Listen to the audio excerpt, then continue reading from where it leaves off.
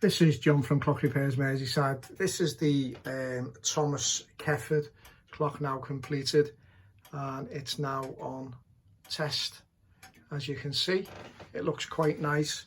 We ended up with one mark round about here. It looks like it's been a dent or something at some time. I have tried to rub, I did actually rub the dial down again and try to, go into that, but I felt, we were going to get a bit of a highlight there as well, so I sort of got best results, but I don't think it's bad at all, to be honest. I mean, it's turned out pretty well. Everything's in place now. The clock now has been running a day or so, completed, so it'll be left on test for quite a while. It did get actually run without its dial on, which is common the way we do it. Just like this one here, we run them without the dial on, and just to check what's happening, really, just in case we get a problem. And then obviously if it's after we put the dial on, we know it's something what we've done there, so we're just trying to eliminate things. But yeah, bell's going upside down, as I think I've mentioned before, so I don't annoy my neighbours. But yeah, it's turned out pretty well.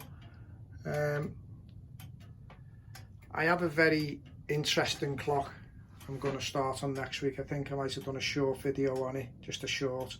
It's an actual clock by Dent of London. It's from a local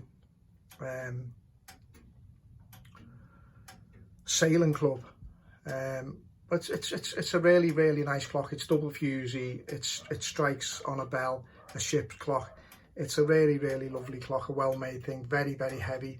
But yeah, I'll be doing something on that, I think, stripping that down and doing something on that.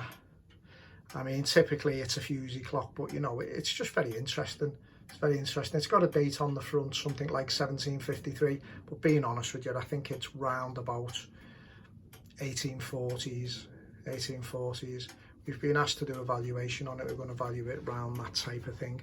All that's left to do now on this Thomas Kefford, if we go down, is we're going to polish that pendulum bob up. What we tend to do, obviously, we're going to do it so that it sort of pretty much matches up with everything else. Even though it's in the case and it can't be seen, we do it. What we think should be done gets done. So what we'll be doing with that is, obviously there'll be a few dints on it probably. We were seeing, can we sort of, give them a rub them out, going down in sandpaper. I mean, obviously we'll start off at probably something like 400, work our way up to about 3,000, and then we'll probably get them on the buffer, get the bob on the pendulum on the buffer, and we'll polish it up. Same sort of thing for this guy here. You've seen this one before, our rocking ship clock. It's still here, the guy's on holiday, we can't get it back. Again, we'll be just polishing the pendulum on that for best results. This belongs to a friend of mine, an antique dealer over in the Chester area. We've done some work on that, give it a service, and the pendulum bob's been polished on that. He's going to come and collect that at some point, not sure when. And there's our clock, which we've had in for a while, which just keeps stopping. No matter what I do, I'm at the stage where, there's not a lot I give up. Obviously there's just, I mean, it's had bits and pieces done to the pendulum before, and one thing and another, but it works for a while. Sometimes it'll work for 2 days and then it'll stop. I mean, and I'm at the stage now where it's not a great, I'm at a slight loss with it.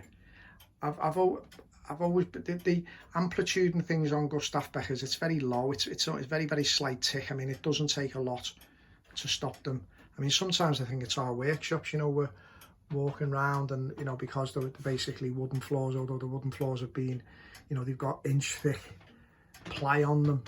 They're pretty steady, but, sometimes I think it could be something like that. I don't know. Came in the other morning and every single clock was stopped. I mean, I can't work that out. I'm gonna get the place. I'm gonna get some cameras in the place, find out what's going on there. First time though, but not since that. These have been running away quite happily.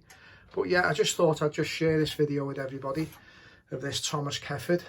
Really nice clock. I'm really pleased with it. I mean, I'm a bit disappointed with that mark, but you know, I suppose we can't have everything. But everything now is all uniform. You know, it all looks well, looks the same. Yeah. So yeah, so this is John from Clock Repairs Merseyside. Just thought I'd share this video with you. If you like my videos, please give me a like, a subscribe, and we'll get back to you soon. As I say, I think our next good project, which I'll be videoing, is the double fusey ship's clock. Very nice clock, but we should enjoy that. Anyway, you have a good evening. This is John from Clock Repairs Merseyside. Thank you.